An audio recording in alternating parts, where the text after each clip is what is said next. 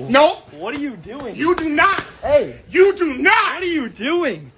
What? Hey. You do not take pictures of me. Look what you're doing. Right. Look what you're doing, kid. What? Oh.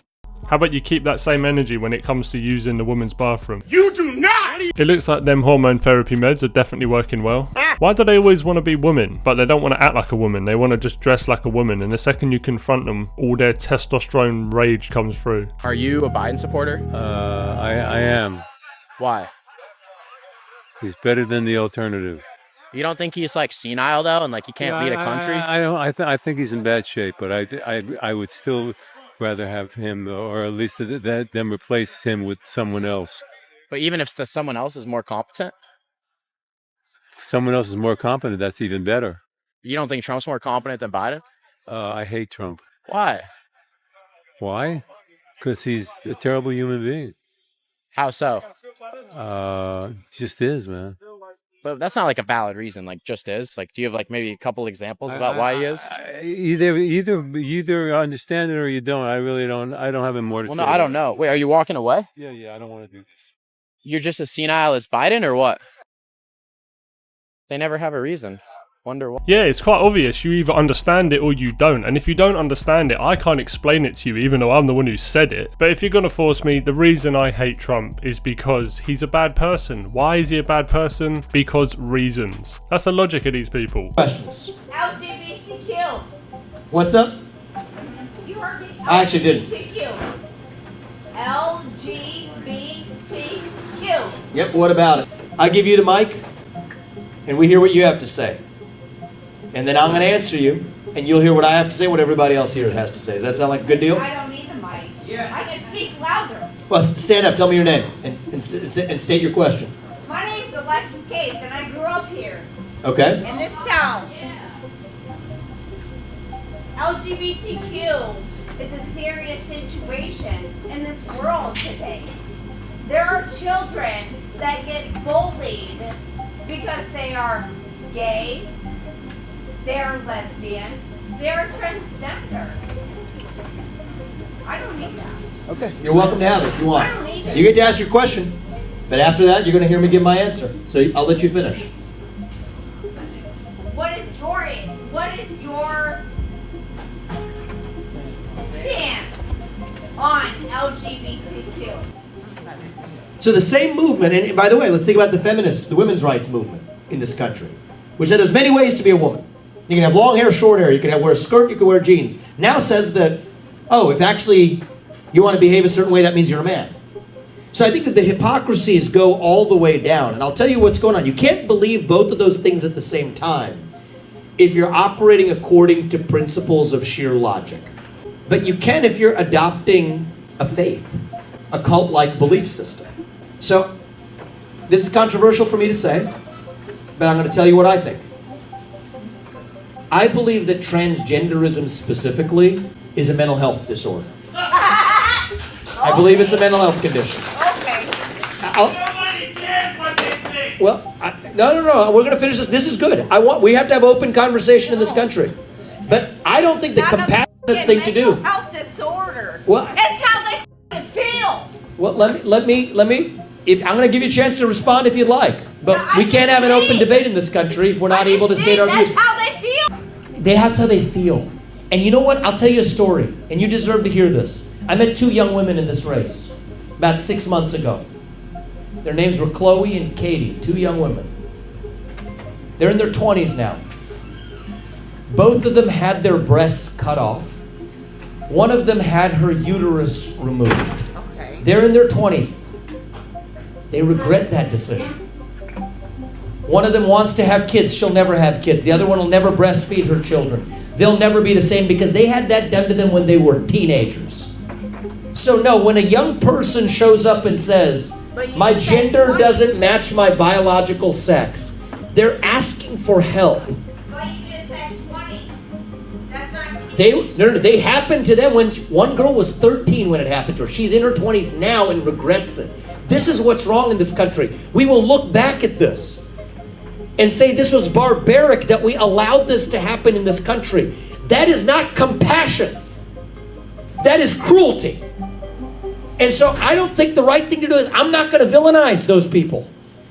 You don't villainize people who are going through suffering, but you have to be willing to say, when a kid shows up and says, my gender doesn't match my biological sex, you have to be able to say, what else is going wrong at home? What else might be going wrong at school? Get to the bottom of what's going on. Help that person with compassion, with dignity. So my view is this: if you're an adult, you're free to live your life however you want, as long as you're not hurting somebody else. If you're a man, you can dress how you want. If you're a woman, you can dress how you want. Identify how you want. We're a free country, and I'm not going to stop you. But kids are not the same as adults. And we have to protect our children the way you wish to, as long as you don't hurt anybody else in return. And I'm free to do the same thing too. But that doesn't mean we change the way men and women compete in sports. That doesn't mean we change the way men and women. I don't think that just because you identify as a man doesn't mean that you're entitled to a trophy. You agree? Do you agree with me on that? That's different. You agree with me on that? I get you. I get you. You agree with me on that? All right. That's different. Because men shouldn't be swimming with women in women's sports competitions. Thank you. I appreciate that. That's different. That's what I'm talking about. So in the full video, which I'll link down below, she started off by screaming her narrative, and then towards the end, she was shaking his hand, all in the space of 9 minutes. That takes some serious skill, so shout out to him for that. But this next video will show you just how easy it is to manipulate people. The CIA, back in the day, did this experiment where they placed 18 people in a room. 17 of those people were actually CIA agents, and one of them was just an unwitting member of the public. So the person that was running the experiment showed every single person in the room a picture of a triangle. Just very clearly a picture of a triangle, and he asked every person in the room to simply state what they saw on the picture. Well, despite it clearly being a triangle, all of the agents were instructed to say square. So imagine you're in this room, 17 other people, you think that you're all off the side of the street, and they start going around, and everyone says, oh, what is that? A square, a square. What do you see? A square, a square, a square, a square. Well, by the time it gets to you, and you're the 18th person, you're going, oh, am I crazy? I see a triangle. And guess what that 18th person said? Well, they said square. Because they didn't want to be the crazy person in the room. That is exactly how the media works. They are the agents in the room that are repeating square, square, square, square, square, until you're supposed to just completely abandon reason and just join them and say, yeah, no, totally, that's a square. You have to come to terms with the fact that our government is evil. Our government has done tremendously evil things. They will continue to do that until we wake up. I think that sounds pretty similar to what's happening today. No matter what the government push, whether it's mass immigration, LGBTQ, or feminism, you pick an agenda. Ask yourself, do you really think they're pushing that because they care about the greater good of the people? Or, somewhere down the line, does it allow them to gain more power and control? Which one do you honestly think it is? Anyway, check out this next clip. I've shown it before, but I'm going to share it again because not everybody's seen it, and he explains it perfectly. I don't think the trans movement is about safeguarding people's ability to express their gender. I think it was brought forth as a social issue for politicians to get behind, and now it's used as a wedge issue to weed out ideologically non-compliant people. To that end, I think it deliberately empowers the most emotional, dogmatic people, like those going after J.K. Rowling and Dave Chappelle. I mean, we all know there's a distinction to be had, but many of us pretend like there's not because we've been told that there's not, and that the right thing to say is that there's no distinction. It reminds me of Orwell's 1984, where he's being tortured and repeatedly asked how many fingers are being held up, and ultimately the right answer is whatever the state says there is. Many accept these terms because it's the path of least resistance set forth by the people who own and run the megaphones, who dictate what does and does not make a good person, as well as a loyal army of shock troops who will effectively come after you and your reputation both off and on Twitter if you step out of line. The solution always seems to be to control language and grant the ruling class more control. Alright, so it's all about gaining more control, and they're doing that through feminism, getting men fighting against women. They're doing it with the LGBTQ movement, everybody's fighting over that. They're doing it over race. Check these two clips out. One of them's from the 90s and one of them's from today. And you're going to see how divided people are today compared to 30 years ago. It's actually crazy. What do you think of white people? White people, they straight, you know. They just like me, you know. Okay. They straight, just, you know, they just stay white and we black, you know. To me, nothing wrong with white people. I love them just like I love the blacks. and I wouldn't mind marrying one of them. Ain't nothing wrong with the people by their color. Human, just like me. I'm black, just with a different color of skin. That's about it. Right. But you find there's a difference in the way you're treated by white people as opposed to black people? Well, you know, they haven't treated me wrong in no kind of way. Never? Never. I ain't never had no static with no white person. I think if they went and asked them same questions today, they'd get some very different answers to that, wouldn't they? And that's not because people are suddenly worse. No, it's because the media has brainwashed people into hating each other and dividing people. Now let's compare that to what we're dealing with today. And just like with black people, you're not black, sir, and I understand racism more than you. Amen, I'm not going to let you get away with that one. Be considerate. Be considerate of other people's beliefs and views. If you are considerate and empathetic of everyone else and how they perceive the world, you might just find yourself leading with equality. Just so you know, I'll finish it there. Let me say something. Please. You don't have to lecture me. No, I have to when you say things like that, with all due respect. Because I sit in the middle trying to see both sides of things. But did you finish with mine? Did you finish with mine? You finished with race. And this is a right-wing channel. Again. I finished with everyone. I'm trying to say you did and then you finished with validating his point, not mine. In Northern Ireland, you're right, I didn't. Where a flag represented something political and anti to a certain religion Northern Ireland. I did. I had to live with it. And just like with black people, you're not black, sir, and I understand racism more than you. Give me a break. With all due respect. Right, so you're right. You're right. For a white person, so you're right. I haven't experienced racial discrimination or prejudice or bias in regards to being white. But what I have done is experienced it being Do you know black. what? Amen, we're the same, babes. Famously centrist BLM over there. Not the communists and not the Marxists. So there are a lot of black people that actually see themselves in the Union flag. And what's unfortunate is that we've had all of these riots recently, and they keep going on about how British they are. That's the truth. I used to think prejudice, racism, Islamophobia, bigotry, Union Jack. Now, because of the riots, because of the far-right individuals, now my black female self from King's College London, who was born here in England, now associates Britishness with, obviously, the Union flag and, of course, now the far-right.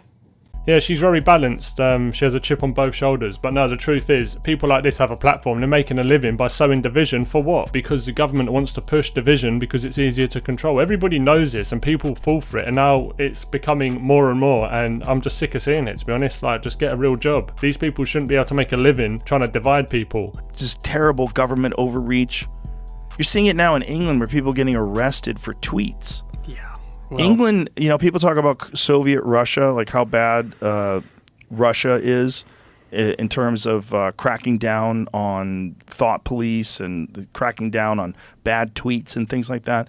I think the statistics are, I think England I think there's something like 4,000 people have been arrested in England for thought crimes, where they've said things online that people find to be a hateful thing or a problematic thing. And I think it's only 200 in Russia. Oh, wow. Yeah. That says a lot. Yeah. Maybe in Russia they're too scared to do it at all. Could be. Yeah. But the fact that they're comfortable with finding people who've said something that they disagree with and putting them in a fucking cage in England in 2024 is really wild. Offensive incitement to racial hatred involves publishing or distributing material which is insulting or abusive, which is intended to or likely to start racial hatred. So if you retweet that, then you're republishing that, and then potentially you're committing that offence. And we do have dedicated police officers who are scouring social media. Their job is to look for this material and then follow up with identification arrests and so forth. But yeah, well, people shouldn't tweet hateful things. I agree. They shouldn't. But who's to decide what is a hateful thing? That's the problem. It's subjective. That's the problem. It's very subjective. Let's have a look, shall we, on who decides what's offensive or not. Deputy Chief Constable Rachel Swan. This is real, people. This is one of the people in the UK police who decides if your social media posts are going to get you arrested. In other news, North Korea places sanctions on the UK for violating human rights. Someone said this seems similar to Belgium's health minister. God damn it! You can't make this shit up! Even if God himself came in front of me and told me the reason, I don't think I would accept it. Some loves are too hard to bear. And with great love comes great pain. Is that one of them adverts? If you could just give £2 a month, Dorothy will be able to have heating for this winter. Like, come on, you're acting like he died or something. He committed a crime. Do I need to remind you what he done? He was suspended for encouraging violent disorder when he called for the far right to have all their throats cut. Hi, Violet Affleck, Los Angeles resident, first-time voter, I'm 18. I contracted a post-trial condition in 2019. I'm okay now, but I saw firsthand that medicine does not always have answers to the consequences of even minor viruses. The COVID-19 pandemic has thrown that into sharper relief. 1 in 10 infections leads to long COVID, which is a devastating neurological cardiovascular illness that can take away people's ability to work, move, see, and even think, stands to exacerbate our homelessness crisis, as well as the suffering of many people in our city. It hits communities of color, disabled people, elderly people, trans people, women, and anyone in a public-facing essential job the hardest. To confront the long COVID crisis, I demand mask availability, air filtration, and far UVC light in government facilities, including jails and detention centers, and mask mandates in county medical facilities. We must expand the availability of high-quality free tests and treatment, and most importantly, the county must oppose mask bans for any reason. They do not keep us safer. They make vulnerable members of our community less safe and make everyone less able to participate in Los Angeles together. Thank you. I'm sure she made some great points, but I didn't understand any of it because of her mask.